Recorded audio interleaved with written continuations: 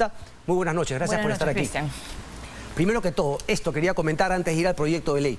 ¿Qué pasó? ¿Por qué Acción Popular viene justamente con esta lista que incluye otros productos y ante el tuitazo del señor Aníbal Torres inmediatamente recula y dice vamos a corregir? Bueno, evidentemente se ha cometido un gran error, producto de la negligencia, en mi opinión, de la Comisión de Economía, porque finalmente esto ha sido introducido en el texto sustitutorio que planteó la Comisión de Economía, y creo que debemos identificar... ¿Comisión de Economía que lidera quién?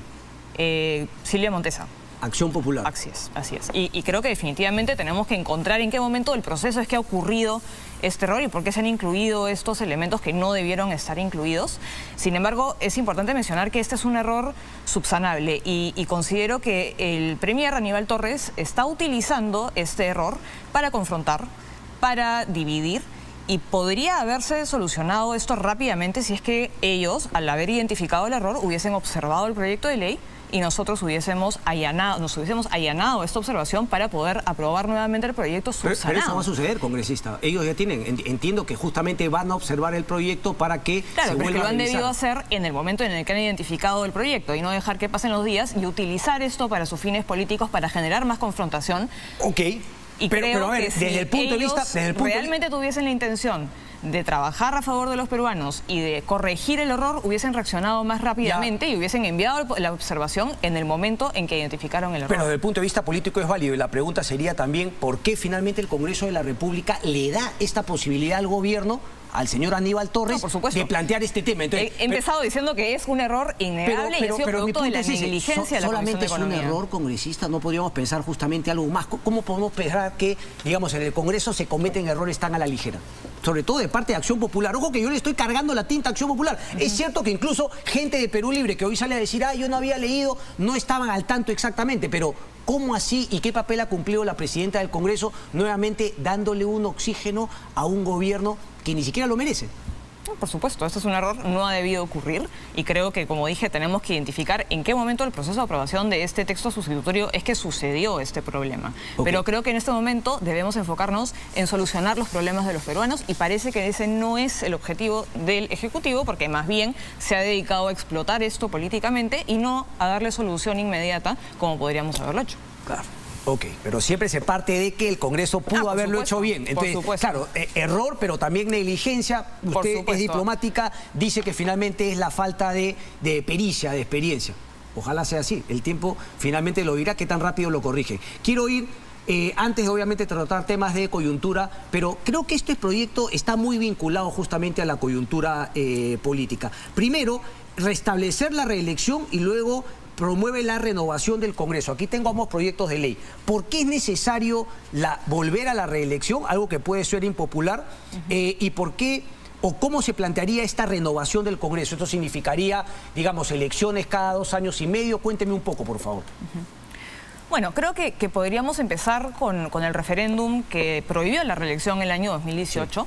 Sí. Creo que el hecho de que esa medida en particular haya tenido esos altos niveles de aprobación en el referéndum respondió a un legítimo descontento por parte de la ciudadanía que siente que eligen a sus autoridades, eligen a sus representantes y una vez que llegan al poder no tienen ellos mecanismos para realmente evaluar el trabajo que realizan los representantes ni para hacerlos responsables por las decisiones que toman estos representantes. Básicamente, las autoridades se desentienden del electorado durante 5 años y se convierten en unos intocables. Y es justamente ese problema que busco solucionar con esta reforma, ¿no? Lo que estoy planteando es que el Congreso se renueve cada 2 años y medio, es decir, darle a la ciudadanía herramientas para poder evaluar el trabajo que hace su representante ante el Congreso. Y eso es lo que estoy planteando, que cada 2 años y medio el ciudadano pueda decir, ok, tú lo estás haciendo bien, por lo tanto puedo reelegirte para que estés 2 años y medio más, tú lo estás haciendo mal, te reemplazo por otra persona que pueda hacer mejor el trabajo. Entonces, creo que es muy importante tomar en cuenta el descontento que se manifestó en el referéndum que prohibió la reelección. Creo que no fue esa la forma de resolver un problema que es real, que hay una desconexión gigantesca entre las autoridades y los ciudadanos. O sea, ¿usted cree que poniéndolo juntos, digamos, va a lograr vencer esa resistencia que hay de parte de la ciudadanía? Creo respecto que de la sí. reelección, claro, porque, como me decía, fue bastante popular y de hecho Martín Vizcarra se agarró de eso, sin ningún tipo de sustento técnico. Hoy estamos viendo los costos, pero era súper popular. Sí, definitivamente creo que no fue la forma de resolver un problema real. Se prohibió la reelección, creo que ya nos estamos dando cuenta de que fue un error y creo que este error que hemos visto en el proyecto de exoneración del IGB es prueba fehaciente de que sí se necesita gente con experiencia y que pueda hacer una carrera dentro del Parlamento.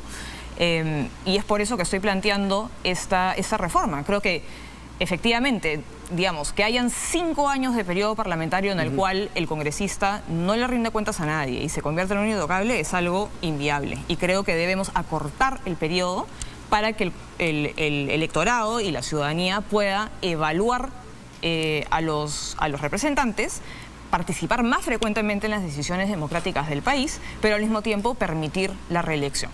Ok, entonces esto significaría elecciones congresales legislativas cada 2 años y medio. Así es. Ok, el presupuesto, eso, digamos, ¿cuánto es? No, por supuesto, es mucho. Bueno, lo que cueste hacer una elección, no en el proyecto de ley está exactamente el presupuesto, pero creo que más allá de los costos, creo que es importante entender que no todo costo es negativo. Nosotros tenemos que hacer finalmente, si un va a lograr balance. más representación o que se sienta más representado, es una inversión, no un costo. Exactamente, hacemos un balance. Y si nosotros tomamos en consideración lo positivo que nos va a traer esta reforma, que es mejor representación, mejores candidatos y mayor conexión, que finalmente va a terminar fortaleciendo nuestra democracia y fortaleciendo la institucionalidad del Parlamento, creo que es finalmente una inversión, es un costo que vale la pena asumir. Ok, entonces, por ejemplo, pero no hay, digamos, no hay ningún impedimento para reelegirse ad infinitum, es decir, 2 años y medio, pueden ser 4 periodos de 2 años y medio, es decir, 10 años o más, no hay ningún impedimento ahí. Yo considero que debería haber una reelección indeterminada, como sucede, digamos, en las democracias más desarrolladas del mundo. No hay un límite a la reelección parlamentaria. Entiendo que si el periodo fuese 5 años, sí tendría sentido tal vez limitarla a 2 reelecciones, pero creo que si el periodo es de 2 años y medio, en realidad no habría mayor problema en permitir la reelección, y además ya hemos visto cómo realmente las autoridades que logran reelegirse son pocas, ¿no? Creo que no alcanzan ni siquiera el 20% del Congreso, de los parlamentarios, cuando había reelección, los que lograban reelegirse. Ok, ahora, dentro del tema negativo, ¿cuáles son, digamos, las cosas, si es que ha detectado alguna, que finalmente terminan quedando de lado porque son más los factores positivos? Pienso, por ejemplo, siempre se ha hablado que en una elección presidencial que viene justamente con la del Congreso, como es en primera vuelta, al final cuando una segunda vuelta queda el tema mal armado y un presidente que llega sin un apoyo de bancada en el Congreso siempre termina mal. Y siempre nos dan los ejemplos de que efectivamente ha terminado mal. ¿Cuál sería el costo, por ejemplo, o el peligro de que primero llega un presidente con una importante bancada y por el deterioro natural del presidente arrastra su bancada y obviamente desaparece ese apoyo en el Congreso al medio mandato, ¿no? A los 2 años y medio. Bueno, creo que esa propuesta también resuelve en cierta medida ese problema porque finalmente deja en manos de la ciudadanía esa decisión. Hemos visto durante las últimas décadas como un argumento para embestir contra el Parlamento, para cerrar, contra la Constitución del Congreso ha sido es que no me dejan gobernar y van a estar ahí 5 años. Por lo tanto, yo tengo que cerrar el Congreso.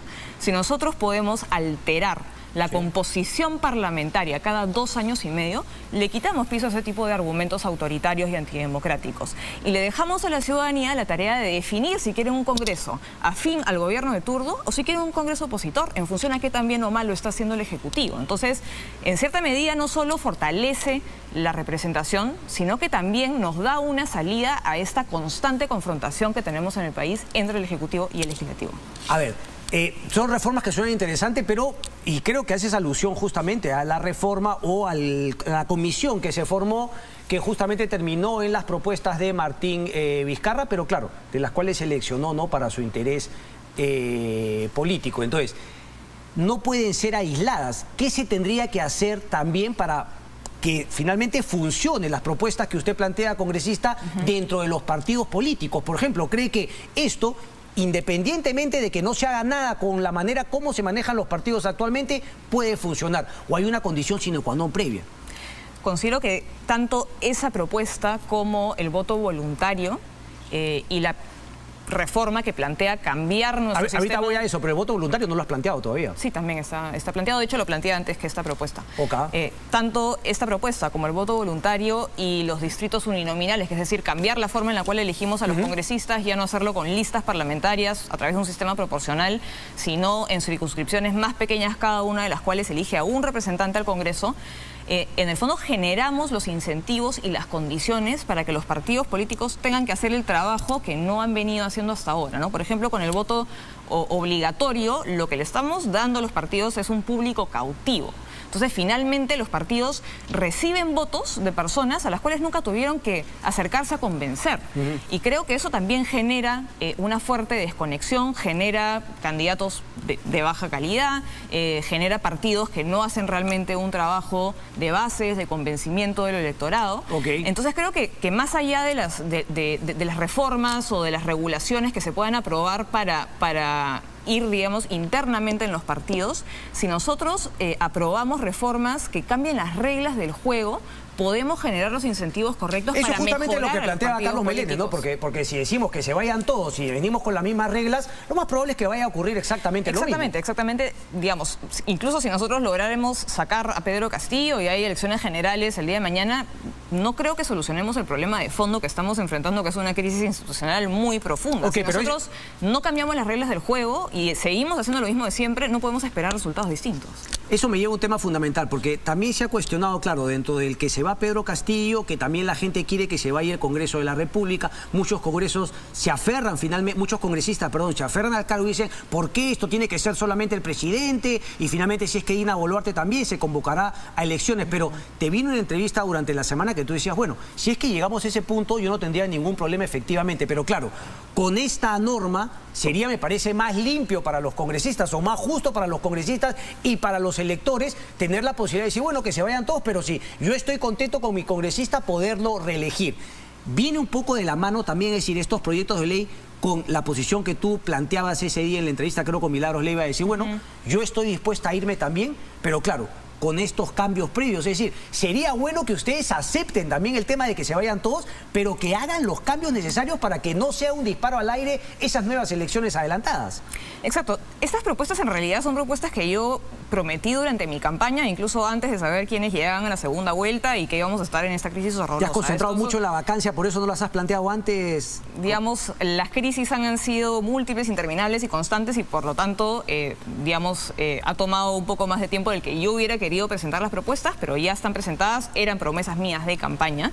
Y sí, digamos, buscan solucionar problemas de fondo, ¿no? Y sí, yo señalé que el adelanto de elecciones es algo que yo apoyaría si llegado a cierto punto vemos como la única salida de la crisis, pero sí considero que no es una medida que debamos apoyar como primera alternativa, porque considero que si el día de mañana tenemos elecciones generales, lo que estaríamos haciendo básicamente es patear el tablero, volverlo a poner y volver a repartir las mismas fichas o las mismas cartas que teníamos antes. Eso es lo que yo planteaba como un liderazgo, por lo menos mostrar un norte. Es decir, si no se hacen reformas y se insiste con el tema que se vayan, y no me dices qué va a venir después o cómo va a cambiar lo que puede venir después. Exactamente, pues probablemente terminamos con algo igual o peor, porque no sabemos qué es lo que va a ocurrir si seguimos haciendo exactamente lo mismo. Entonces la pregunta, congresista, es ¿qué apoyo tiene?